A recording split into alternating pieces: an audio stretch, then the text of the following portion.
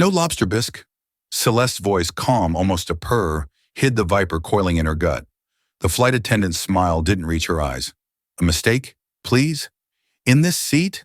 They thought she wouldn't notice the cheap sandwich they offered, while those pale faces behind her guzzled champagne. Big mistake. Celeste knew damn well what this was about. She'd felt it before, that subtle sting of otherness. But here's the thing. They had no clue who she was. No idea that this wasn't about a damn meal. Compassion, it turns out, can be a weapon. And the quiet understanding on her face? Pure dynamite. They have no idea how her quiet kindness will change everything. In that moment, Celeste knew it wasn't a mistake. It was deliberate.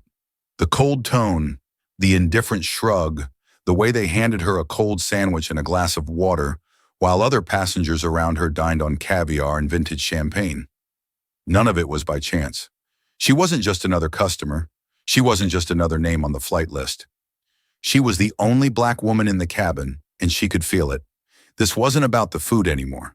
This was about being pushed to the sidelines, underestimated, and quietly dismissed again. But Celeste Morgan wasn't the type to let it slide. What happened next didn't just shake Stratasair. It forced an entire industry to take a long, hard look at itself. Stay tuned to see how a seemingly small act of prejudice sparked a storm that changed everything. Celeste Morgan boarded Stratus Air Flight 917 with an unmistakable air, poised, confident, and in complete control. She didn't need to prove anything. Her name had become legendary in the tech world. As the founding CEO of Morgan Tech, the company behind groundbreaking innovations in artificial intelligence and data security, Celeste had been named Global Influential Woman by Forbes for 3 consecutive years. This flight was taking her to Geneva, where she would finalize a multi-billion-dollar international deal. A deal that would not only expand Morgan Tech into Europe, but also mark the dawn of a new era in tech led by black women. Her perfectly tailored navy suit hugged her tall, elegant frame.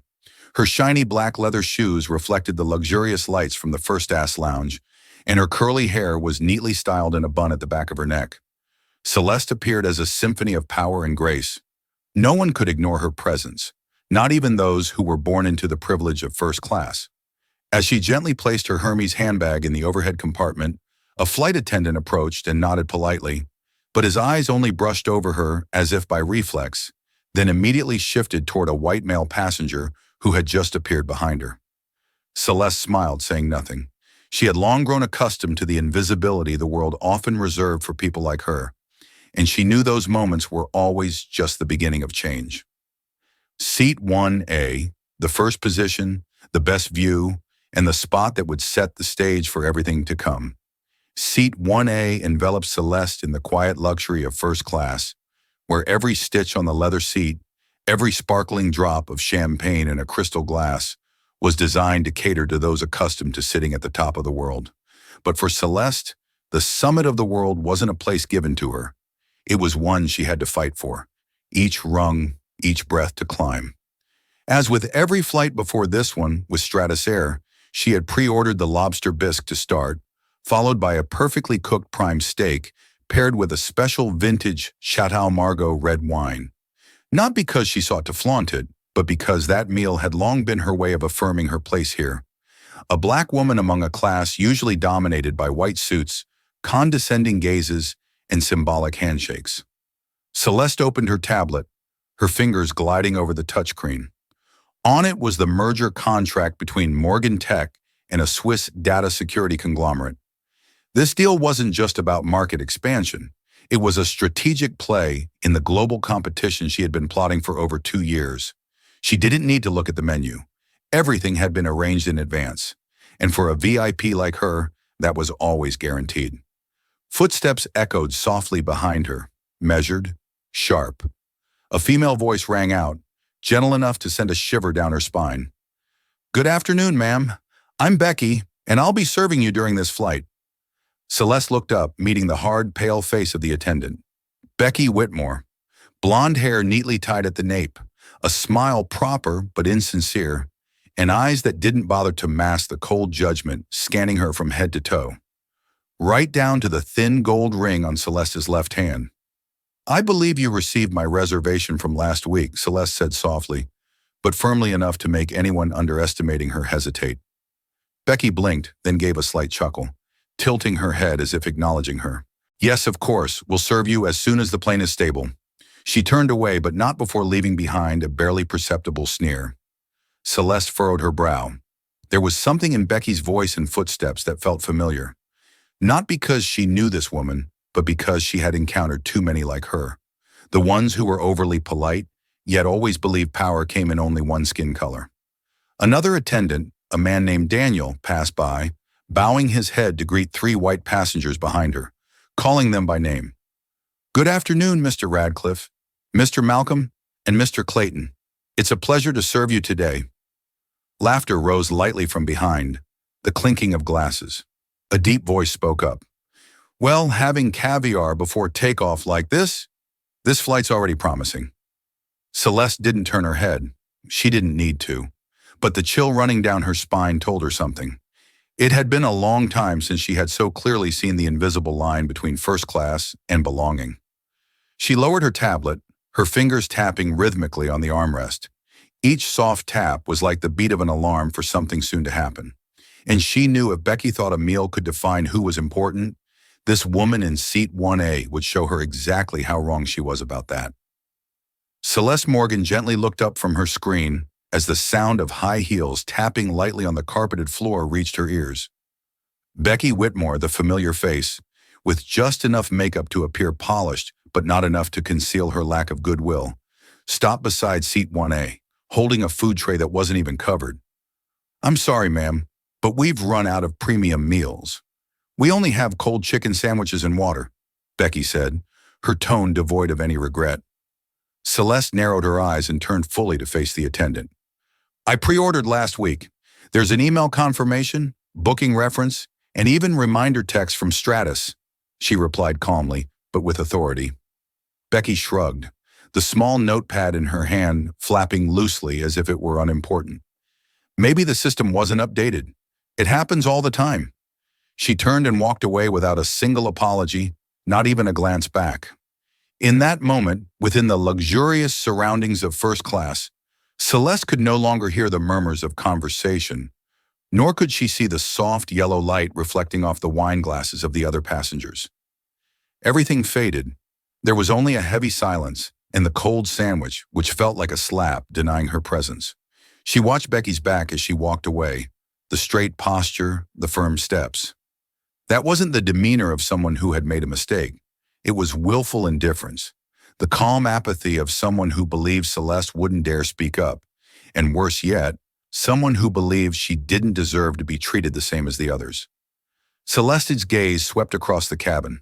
The white men behind her continued to sip their champagne, chatting about the Asian market, crypto, stock strategies. No one noticed anything unusual, or rather they were too accustomed to seeing people like her being forgotten. Another attendant, Daniel Clean, walked by and politely stopped to greet the passengers in seats 1C and 1D. It's a pleasure to serve you, Mr. Radcliffe, Mr. Malcolm, and Mr. Clayton on this flight today. Once again, caviar, hot towels, and champagne refills. No one said a word to Celeste. No one asked if she needed anything.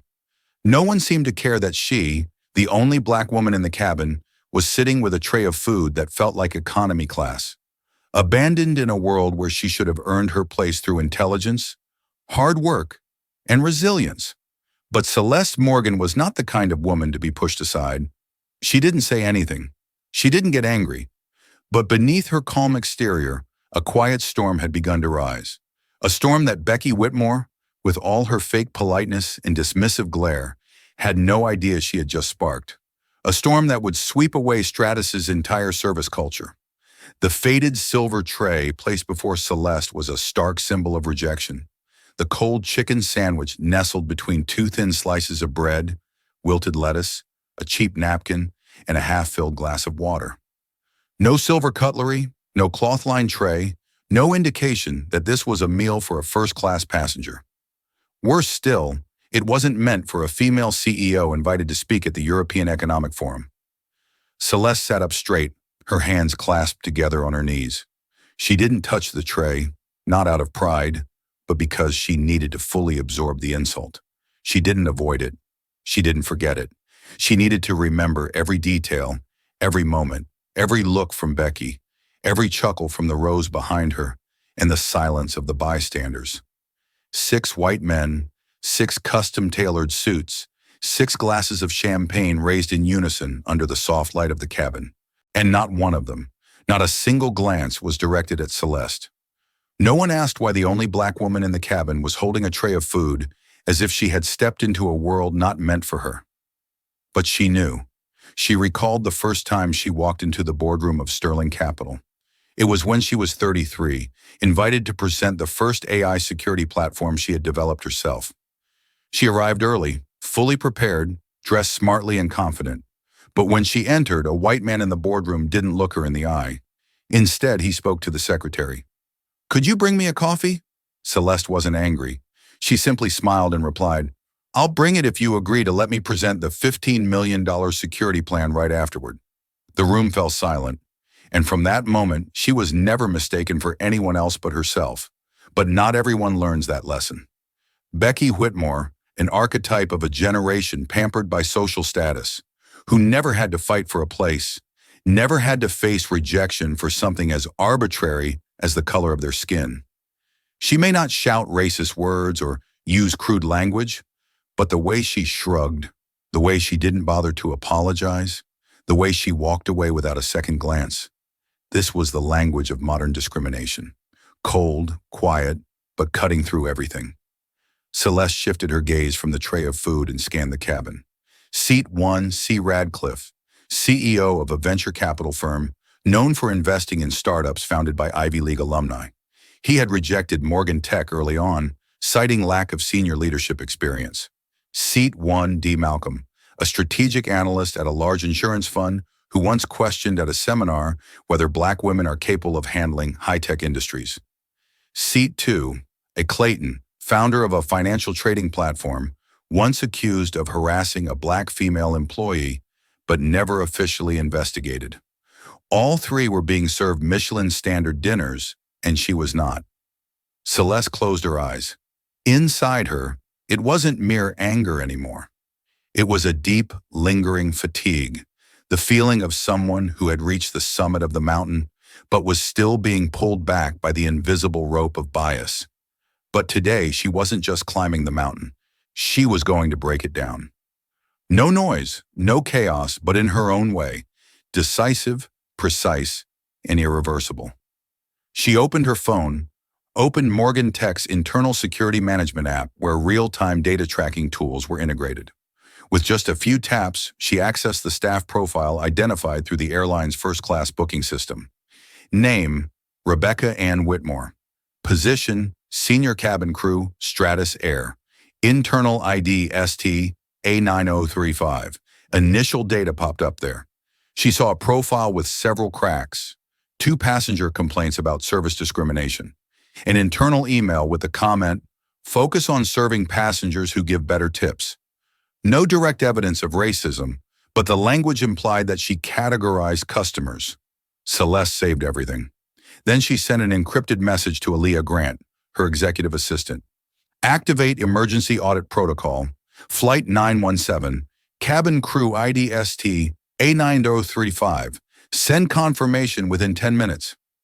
Each word typed carried no emotion, but behind it was a deadly seriousness, not just for Becky, but for the entire system that had allowed Becky's to exist.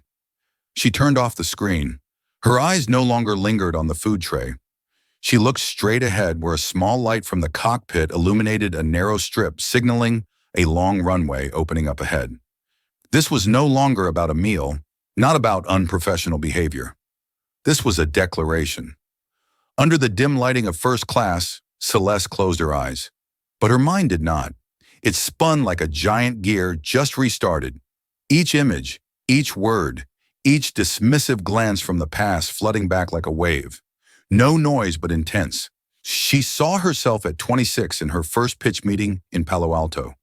In the small room there were 7 white men, all wearing tucked-in shirts and carrying MacBooks. She stood among them with a prototype of AI security far ahead of its time. But the first thing they asked was, Do you do tech, or are you the co-founder for marketing? She remembered that feeling clearly, the feeling of stepping into a casino where every card had already been dealt, and the chair she was given was the one left over when no one cared. But she didn't back down. She didn't retreat.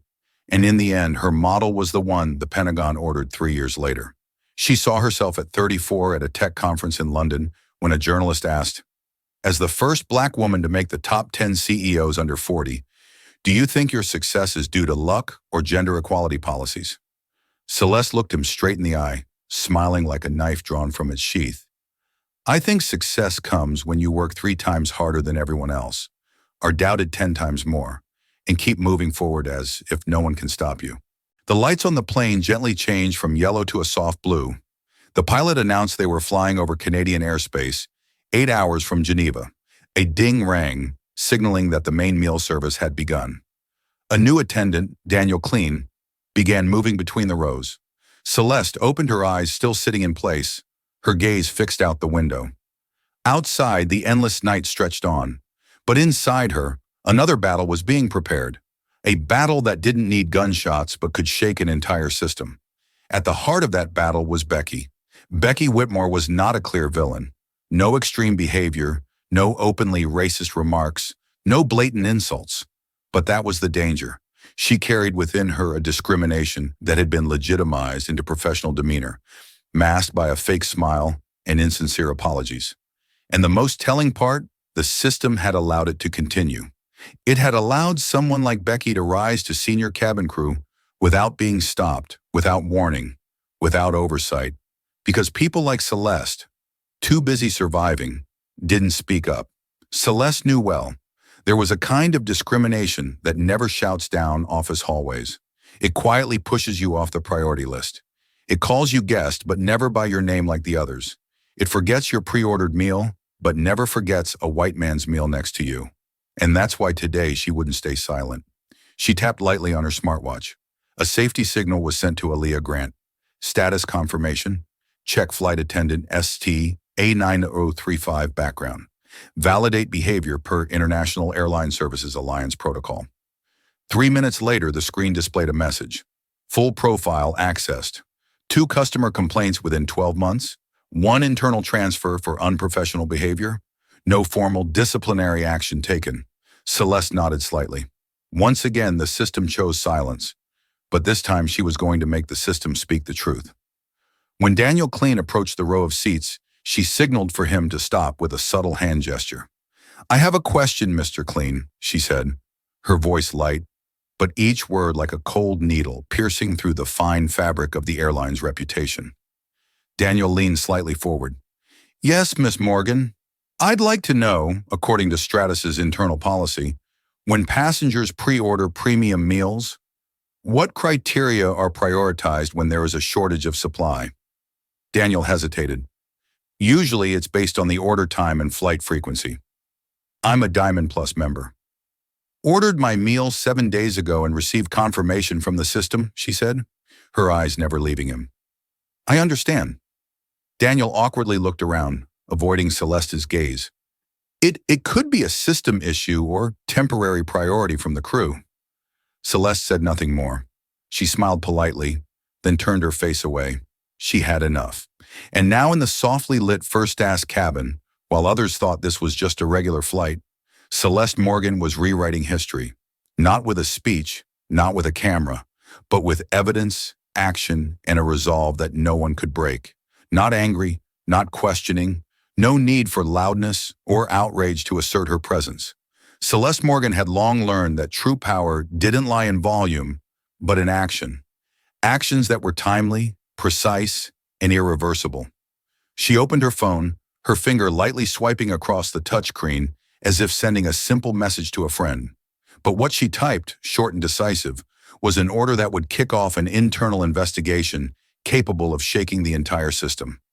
Activate internal audit procedure. Flight 917, crew records required. Confirm. Just 6 lines. 6 lines that could end anyone's career. 6 lines that would force Stratus's board of directors to sit down, not to discuss service or marketing, but to confront the truth they had avoided for years. Aaliyah Grant, Celeste's senior executive assistant, was trained not only to manage tasks, but also to handle crisis truly at the corporate security level.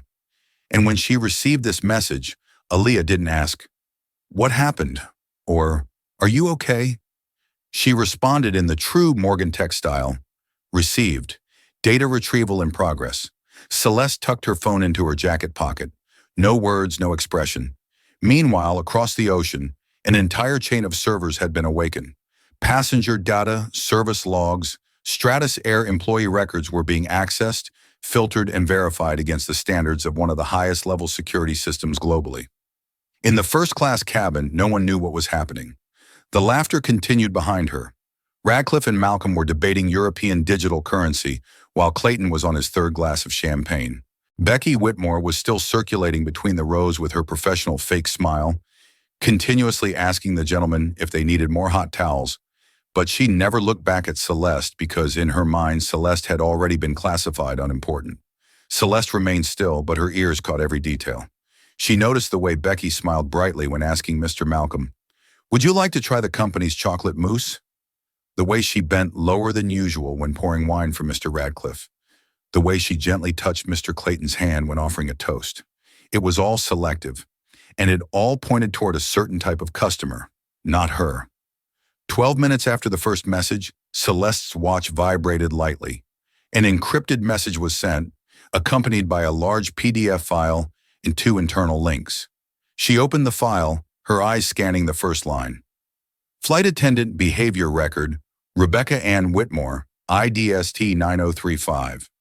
Beneath it, quiet but sharp notes. May 2023, VIP passenger complaint about being served the wrong meal 3 times consecutively. Signs of favoritism toward guests of the same class. August 2023, internal report on unprofessional comments in the crew break room. November 2023, crew operations requested temporary suspension due to behavioral factors affecting service reputation. All incidents ended with one brief note. No formal disciplinary action taken. Celeste clenched her right fist, but her face remained calm. Not a hint of anger showed on her lips or eyes, just a cold confirmation she was right and they were wrong. And worse still, they had let it continue. Becky was not just a flawed individual. She was the product of a culture that had long rationalized discrimination by excuses like overload, system error, or insufficient grounds for action. It was this culture that had created people like Becky, and today it would have to face the consequences. Celeste scrolled down the screen, switching to another attached file. This was a list of all crew members on Flight 917. She marked 3 names with high-frequency complaints, including Becky. Then she extracted a section of Stratus's internal policy. Any discriminatory or biased behavior in service, even without direct verbal evidence, if corroborated by repeated actions, will be dealt with according to industry ethical standards. She smiled not because of triumph, but because she knew today her silence was no longer weakness. It was power. She pressed the send button to send the summary report with an investigation request to the CEO of Stratus Air, while CCing 3 legal advisors she had previously worked with on discrimination lawsuits. No calls needed, no press conferences, no social media, just one line. Request internal investigation into Flight 917 crew. Urgent. Then she folded her phone, closed her eyes, and leaned her head back against the soft leather seat. The sky outside remained calm, but under those clouds a storm was forming, and Celeste Morgan was the eye of the storm. As Celeste Morgan rested her head against the soft leather seat of 1A, her eyes half closed under the gentle cabin lights halfway around the world. Another woman was shaking the foundation of the home front with a data processing speed that would make any cybersecurity expert take notice. Aaliyah Grant, 29 years old, Celeste's senior executive assistant, sat in her office on the 42nd floor of Morgan Tech Tower in Manhattan. Her frizzy hair was pulled back into a tight bun, a habit she followed whenever entering a state of absolute focus. The room was now only lit by the glow of the LED screen, reflecting off her thick glasses and the rhythmic tapping of the keyboard like the heartbeat of a data pursuit reaching its climax. Celeste didn't need to say much. She didn't need to elaborate. Just a text with the right keywords was enough for Aya to understand the gravity of the situation, because between them trust wasn't in the quantity of words, it was in the accuracy of each action. Aaliyah opened the internal analytics dashboard, accessing the security API linked to aviation industry data and partner documents from international airlines.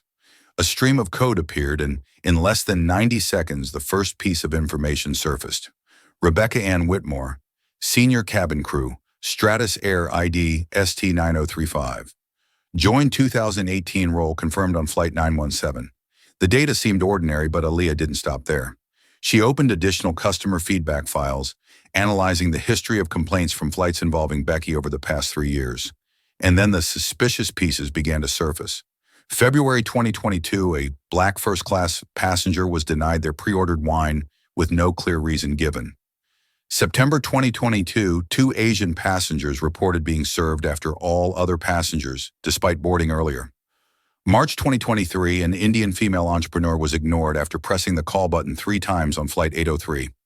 None of these reports led to any disciplinary action.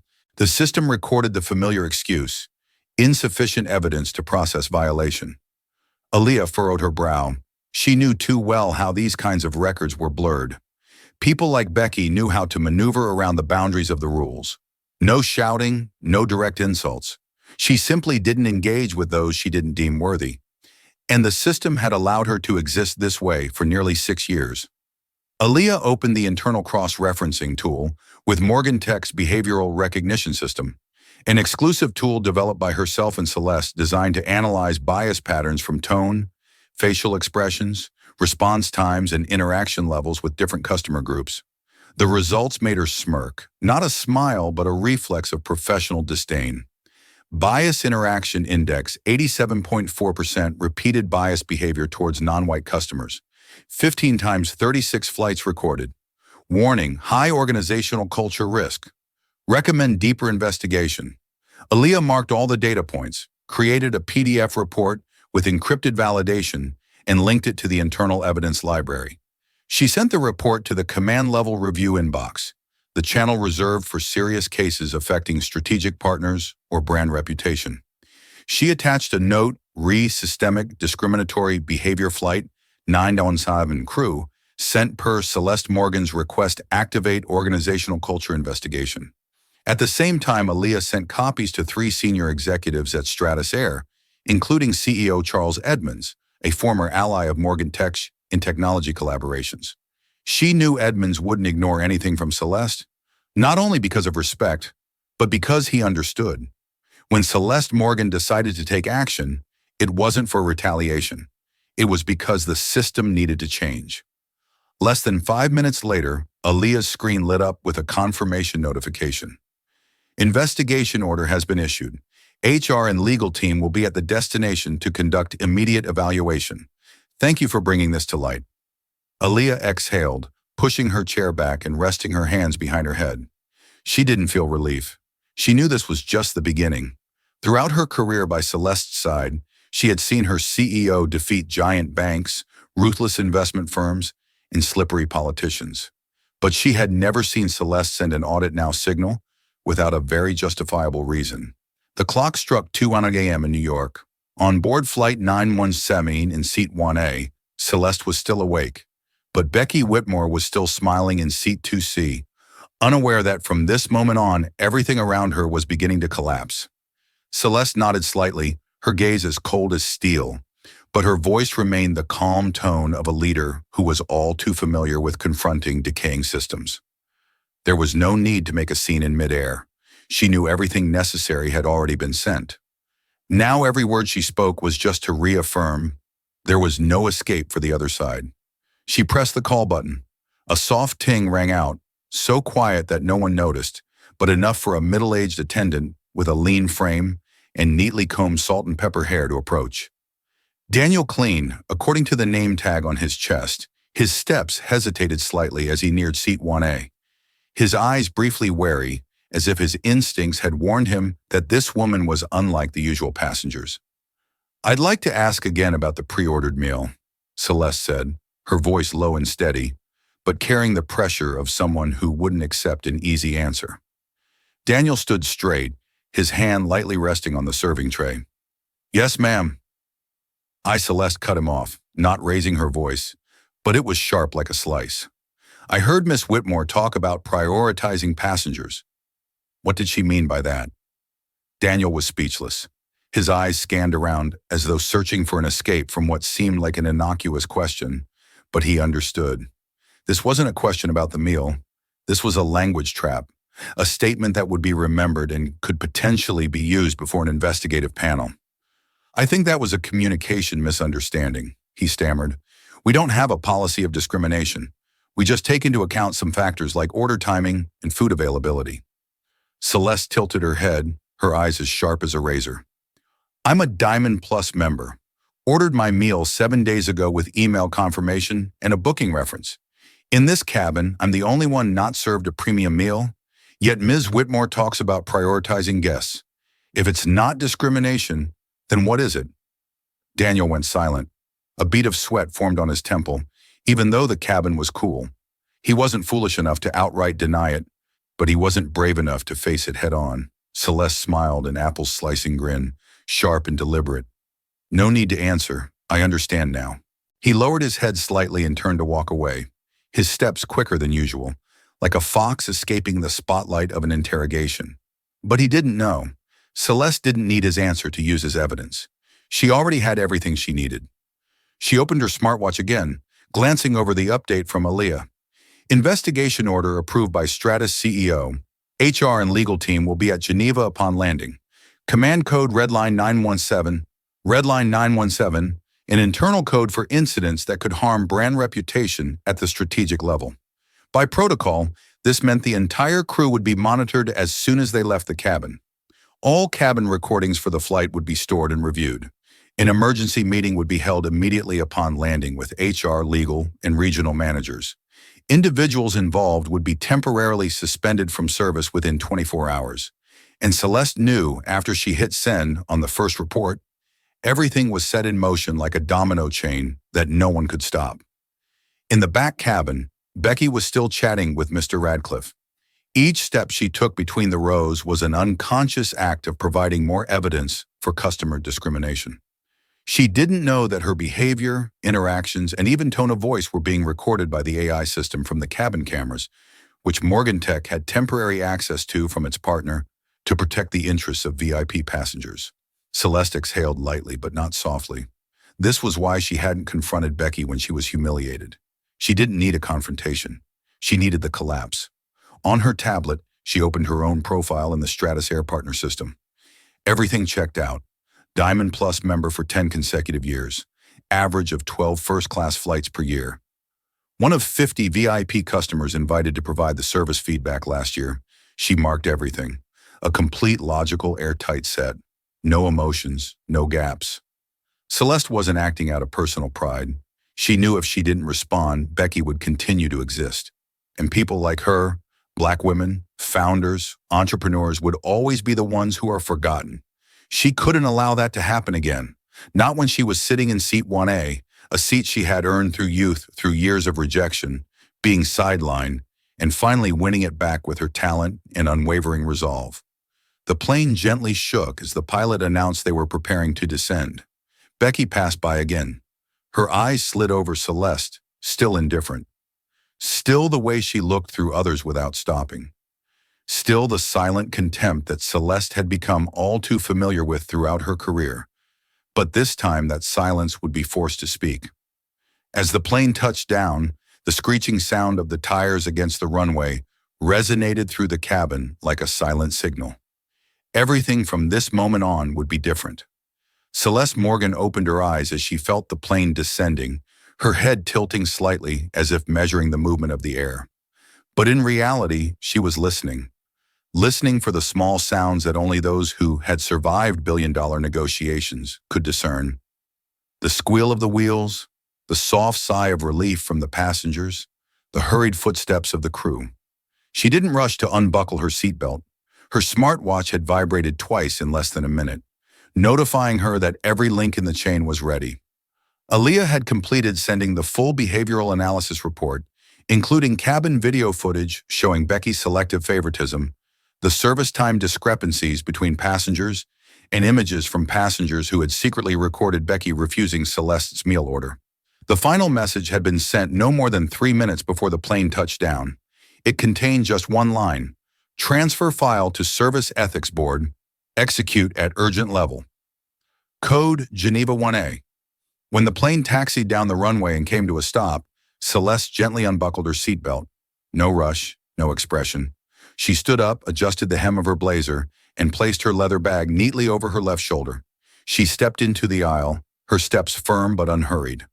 Behind her, the passengers were still rummaging through their luggage, chatting and waiting. At the plane door, 2 people in dark suits were waiting. One was Brandon Ellis, the regional CEO for Europe at Stratazair. The other was a petite woman with sharp eyes wearing a name tag that read Legal Affairs Geneva Division. Both bowed their heads as Celeste stepped out of the cabin. "Welcome, Miss Morgan. We sincerely apologize for Celeste didn't stop walking." She merely glanced at them, then said loud enough to be heard, "No need to apologize. This is just the beginning." She said, "No more. No handshake, no looking back." But right behind her, both Brandon and the legal representatives straightened up, their expressions changing. They had read the report. They knew exactly what awaited them behind that business class welcome door. And they knew this mistake by the airline was not just a service incident, it was a cultural flaw, and now they were paying the price. At the same time, the cabin crew began to exit the plane via the rear exit as usual. Becky Whitmore walked with the group, still wearing her composed face, believing that everything was fine, that tonight she would be at her usual hotel, ordering her favorite martini and telling her friends about a troublesome passenger on Flight 917. She didn't know that at the end of the exit lane, 3 people in black suits from the HR and crisis coordination team were standing waiting. And as Becky approached, she saw one of them raise a tablet displaying the message. "Flight 917 crew, please proceed to the emergency meeting room." Becky's face froze for a moment. Her eyes darted around trying to find any sign of confusion. But the gaze of her colleague, Daniel Clean, was equally silent, unwavering. No one said anything. No one was laughing anymore. The tremor had begun, and she was at the epicenter. Celeste walked through the Geneva airport lobby, where VIP staff were ready to escort her to the conference delegation's hotel. Her phone vibrated lightly. A message from Aaliyah. "They've started gathering testimony. Whitmore has been suspended from service. The matter will be presented in the board meeting tomorrow morning." She didn't reply right away. She stepped into the waiting black limousine. As the door closed, the light outside was completely cut off. Celeste leaned back into the soft leather seat, her eyes fixed ahead. She knew what happened today was not just about her. It was a milestone, a wordless declaration, but stronger than any speech. This was no longer a reaction. This was a cleansing. As Celeste's limousine disappeared from the airport gates, a series of red-flagged emails with the subject line, "Urgent Incident Flight 917. Immediate board review required" simultaneously appeared on the screens of the Stratus Air leadership at their headquarters in Geneva. An emergency meeting was called within 30 minutes. All regional executives, legal advisors, customer service directors, and the head of the cabin crew management department were required to attend. The meeting notice came with a brief appendix. Complainant Celeste Morgan, CEO Morgan Tech. The moment that name appeared, the atmosphere in the conference room seemed to thicken. Celeste Morgan. Not just a CEO, not just a VIP customer, but someone who stood at the forefront of a series of global reforms regarding digital equity and fairness in high-end service industries.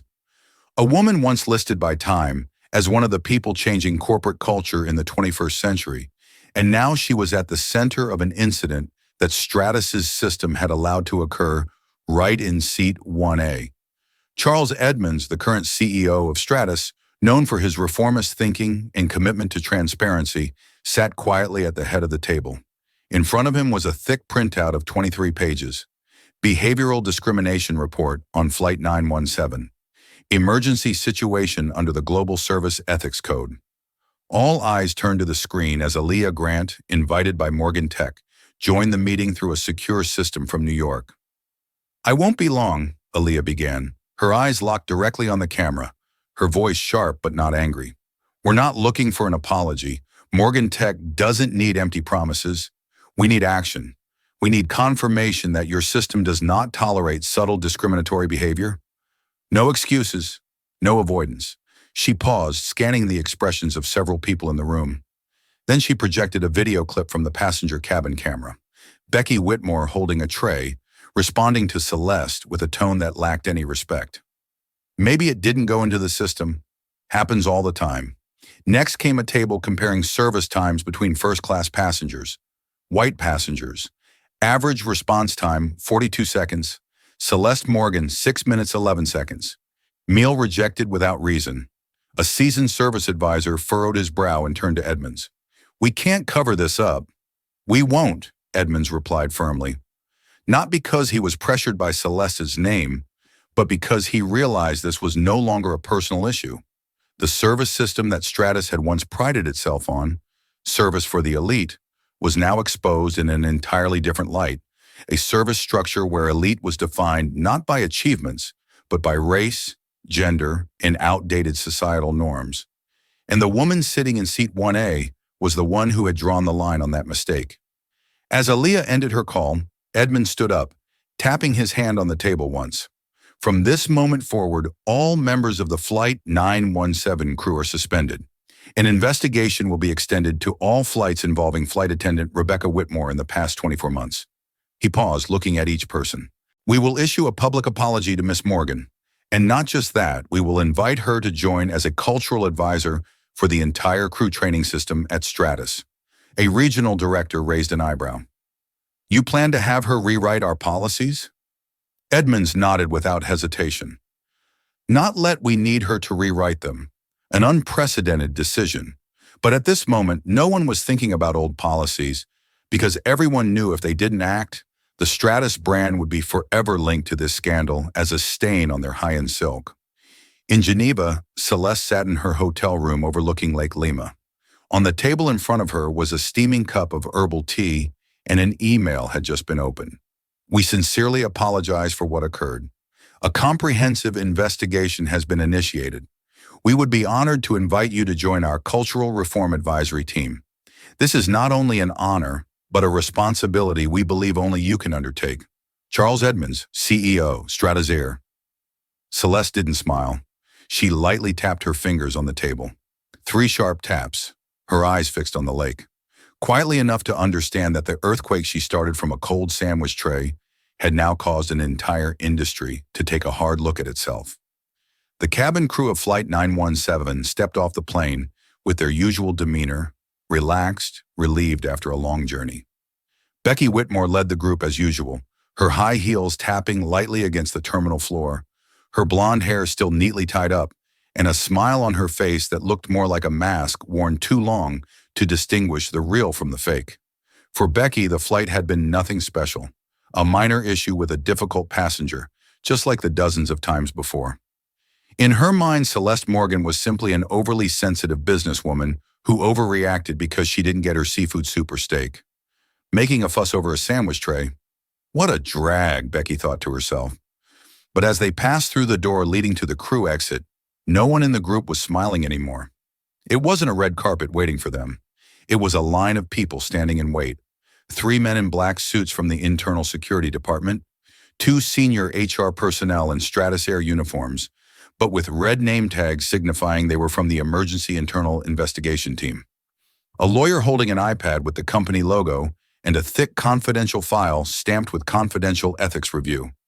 No one in the crew said a word. The solemn atmosphere, the bright white light shining down onto the marble floor, made it feel more like standing in a courtroom than an airport hallway. The woman standing in the center of the group, Karen Dufresne, head of global service culture at Stratus, stepped forward, her voice not loud, but as sharp as a freshly honed blade. Please, the Flight 917 crew, proceed to Emergency Interview Room 2. This is a mandatory meeting in accordance with Article 6.3 of the Global Service Ethics Code. A male flight attendant behind Becky glanced at her, his eyes confused. But Becky stood still. She opened her mouth, probably to ask, "What's going on?" But Karen's gaze made her swallow her words. The list was ready. The files were locked. They were no longer flight attendants finishing their shifts. They were individuals being investigated for serious violations of professional ethics. They were led down a narrow hallway with 6 separate rooms. Each person had a room to themselves. No phones were allowed, no assistants present. Each room had a camera recording, a senior staff member, and a lawyer observing. Becky sat in the chair, her back straight, trying to stay calm, but inside she could feel the turmoil beginning. The woman sitting opposite her opened a file, her eyes never leaving the lines. Ms. Whitmore, we will ask you a few questions based on your service data for Flight 917, as well as prior flights in the past 24 months. This interview is being recorded and may be used as evidence in internal disciplinary procedures, including immediate dismissal if any violations are substantiated. Becky swallowed hard. Her lips felt dry. The investigator opened the tablet, a video played. It was the moment she had told Celeste Morgan. Maybe it didn't go into the system. Happens all the time. Celeste's gaze in the video wasn't angry. It was unnervingly calm. Do you remember this situation? Yeah, can you explain why 5 other passengers received their pre-ordered meals, but the guest in 1A did not? I think maybe the system malfunctioned. We've checked. The system confirmed the order from 7 days ago, and internal confirmation at boarding. Would you like to add anything? Becky could no longer respond. Her eyes began to panic. She was facing something she never thought would happen to her. The real consequences. Every time she denied a meal, every shrug, every unkind word had been recorded, not on paper, but through behavior, through eyes, through cameras, through the countless invisible gazes that had grown tired of enduring. And this time, the person in 1A wasn't silent like the others before. At Stratus Geneva headquarters, Charles Edmonds sat alone in meeting room 1. On the table in front of him were 3 reports just submitted from the preliminary investigation team. Each had a brief title: Rebecca Whitmore, Proposal for Indefinite Suspension; Systemic Bias, Proposal for Comprehensive Training Reform; Official Proposal, Appoint Celeste Morgan as Independent Advisor for Diversity and a Service Culture. ... Edmonds didn't need to read them again. He knew an era at Stratus had come to an end. Not because the media uncovered it, not because customers were outraged, but because a woman stepped off from seat 1A with the calm of someone who understands that justice doesn't need to shout to be heard. That very afternoon, an internal memo was sent to all Stratus employees across international branches. The subject line was bolded and tagged, "Urgency, priority response required. Immediate suspension of employee Becky Whitmore, initiating comprehensive training system reform." The document was personally signed by CEO Charles Edmonds, accompanied by a rare direct statement from a luxury airline. "We acknowledge that certain subtle discriminatory behaviors have been overlooked within our internal system. This is the moment Stratus Air must take responsibility and, more importantly, change." At the HR office in Geneva, Becky Whitmore sat with her head down, still clutching her personal report. Her face was pale, not because of the suspension, but because she was realizing that everything she had once thought of as the norm had now become evidence. And worse, everything had already been documented. Emails that had previously seemed like casual office banter were now being analyzed in depth by the language monitoring system. Those black passengers act like they're CEOs. People of color often need attention. I deal with them lightly just to get it over with. Met a Michelle Obama wannabe today. Bread and water is enough. In the past, these lines had passed through the inbox like any other hallway gossip. But now, from a legal and organizational culture standpoint, they had become irrefutable evidence of a covert system of discrimination, a system that didn't use loud words, but the shrug of a shoulder and a glance of disrespect. It wasn't just Becky. 2 other members of the crew, including Daniel Clean, who had avoided answering Celeste, were also placed under behavioral surveillance. Their previous flights, the silent complaints from minority passengers, the times they forgot to serve or accidentally didn't respond to the call button. All were being revisited. Beyond the confines of the airline, the seismic shock was already spreading.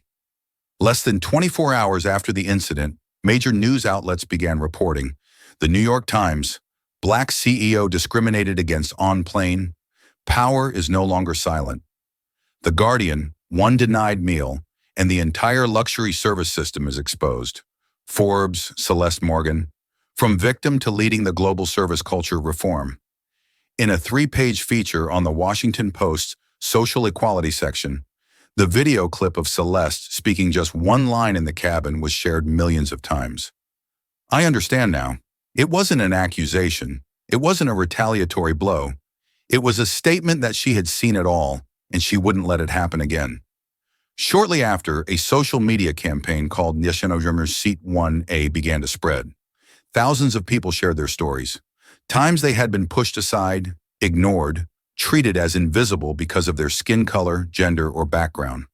And at the end of each post, there was one line: "Because I don't sit in Seat 1A, but I deserve respect." Stratus's New York office received over 9,000 emails requesting cultural reform. The London External Relations Department received documents from 3 major investors demanding an internal seminar on diversity, and CEO Edmunds received a call from the U.S. Secretary of Transportation requesting an official report on the state of corporate culture in the luxury airline industry. Celeste didn't need to appear at any press conferences. She didn't need to fight for the right to speak. Her actions had become the voice. At her hotel by Lake Geneva, Celeste sat alone in a small conference room, not with the press, but with 3 young women of color. She listened to them, those who worked in service, who had been overlooked, who had been deemed out of place, who once thought they couldn't stand up. "We want to learn how to speak up like you," one of them said. Celeste shook her head, her expression stern. "I don't speak up with words. I let the system speak its own truth, and I show it that this time it can't look away." Outside the window, the surface of Lake Lehman was still as glass. But deep within the water, the waves were quietly moving, just like the changes that had been set in motion from Seat 1A on a flight Becky Whitmore would never forget. Celeste had never needed to shout, never lost control, never bent down to beg anyone to listen to her, because she understood true power doesn't need noise. It just needs to be timely. And this time, the right moment was a cold sandwich, a cold gaze, and a meal being denied. Not because of lack, but because the person sitting in Seat 1A didn't fit the definition of worthy in the eyes of the server. She hadn't slapped, hadn't questioned, hadn't stood up in the first-class cabin to make a scene like so many people had advised her in workshops on how to protest. She simply nodded and said, "I understand now." And it was that calm that unraveled the true face of a system, one where luxury was not designed to serve, but to subtly exclude those deemed not belonging. Jokes like, "Black passengers always act like their CEOs that were once considered internal had now been made public. Service data that had been ignored was now displayed in charts. Emails that had sunk into archives were now evidence, all revealed by someone who hadn't raised her voice. 3 days after the incident, Stratasair held a press conference in Geneva, attended by dozens of major media outlets. For the first time in the company's history, they invited a guest who wasn't from the leadership team to speak, Celeste Morgan. She stepped onto the stage in an ivory white suit. No glitter, no logo, just a small black bird-shaped pin on her collar, symbolizing the Seat 1A coalition she had founded with African female leaders to advocate for fairness in luxury services. There was no prepared speech, no media team standing behind her. She simply held the microphone and spoke with a steady, clear voice, each word like an arrow piercing through the veneer of grandeur. "I'm not here to be angry. I'm not here to be the typical victim. I'm here because there are people sitting in Seat 34F, or the seats next to the bathroom, who are considered unworthy of attention just because of their skin color, their accent, or because they don't know how to call out the right wine on the menu." She looked directly at Stratus representatives but didn't criticize. She let the truth speak for itself. "I'm not asking for a meal. I'm asking for a system that doesn't exclude me simply because I don't look like the usual passengers in Seat 1A. She spoke about Becky Whitmore, but didn't mention her name. She spoke about how flight attendants memorized the names of 3 white passengers, but only referred to her as the guest. She spoke about the feeling of being seen, but never truly acknowledged. Then she stopped. The lights on the ceiling suddenly shifted from cold white to a warm yellow tone. For a moment, no one moved. No further words were needed. After the press conference, a series of progressive changes began to unfold within Stratus. Mandatory training for 100% of flight attendants on unconscious bias and equity in luxury service. Creation of a direct feedback channel for VIP passengers with a rapid response team on organizational culture. Invitation to Celeste Morgan to serve as a strategic advisor for the Redefining Luxury program, a global initiative on fairness in luxury services. Becky Whitmore, once the unspoken symbol of proper service, now became the living example of a system that had been designed to operate smoothly on the silence of the disadvantaged. Bloomberg ran a headline on the front page. When Celeste didn't need to shout, a CEO changes the entire airline industry with one look. And beneath it was a small subtitle, and with just one line, I understand now. That night, Celeste declined every interview request. She turned down all major networks, including CNN and BBC. She didn't need to say more because everything that needed to be said had already been spoken by the system itself through its true nature. On the hotel balcony, she looked out at the still waters of Lake Lehman. A young assistant stepped out, ready to announce the positive feedback from Stratus's shareholders, but Celeste simply raised her hand to stop him. "I don't need feedback," she said. "I just need the system to never dare fall asleep again." And for her, that was the real victory. An internal memo from Stratus Air headquarters flashed in the inboxes of over 22,000 employees across global offices and airports. Immediate suspension of employee Becky Whitmore, initiating comprehensive service training reform. The document was personally signed by CEO Charles Edmonds and accompanied by a blunt statement rarely seen from a luxury airline. "We acknowledge that certain subtle discriminatory behaviors have been overlooked within our internal system. This is the moment Stratus must take responsibility and, more importantly, change." At Stratus HR office in Geneva, Becky Whitmore sat with her head lowered, still clutching her personal report. Her face was pale, not because of the suspension, but because she was realizing that everything she once thought was just the norm had now become evidence.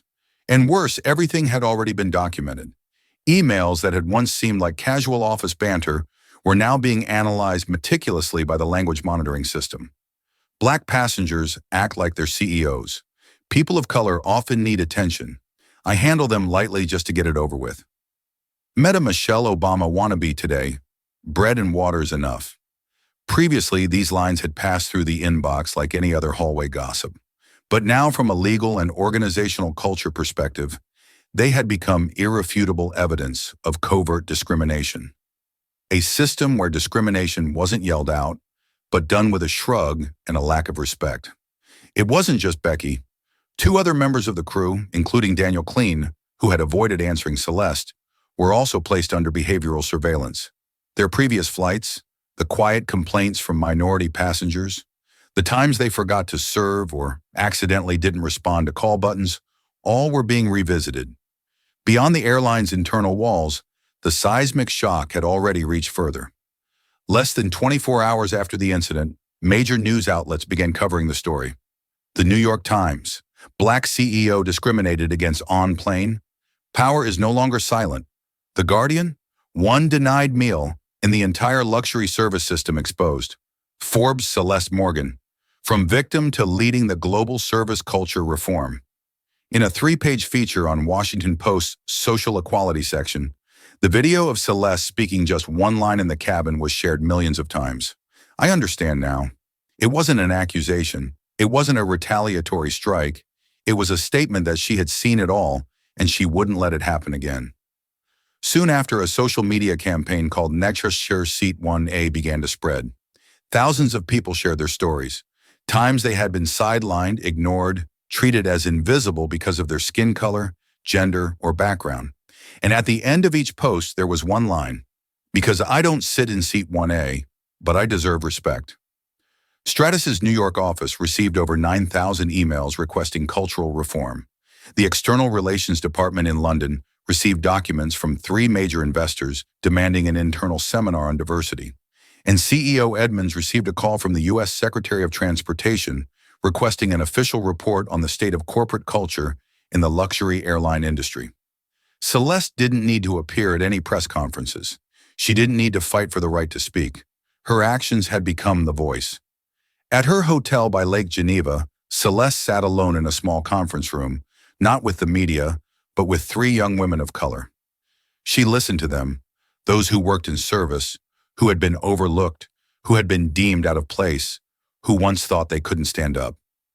"We want to learn how to speak up like you," one of them said. Celeste shook her head, her expression stern. "I don't speak up with words. I let the system speak its own truth, and I show it that this time it can't look away." Outside the window, the surface of Lake Lema was still as glass, but deep within the water, the waves were quietly moving, just like the changes that had been set in motion from Seat 1A on a flight Becky Whitmore would never forget.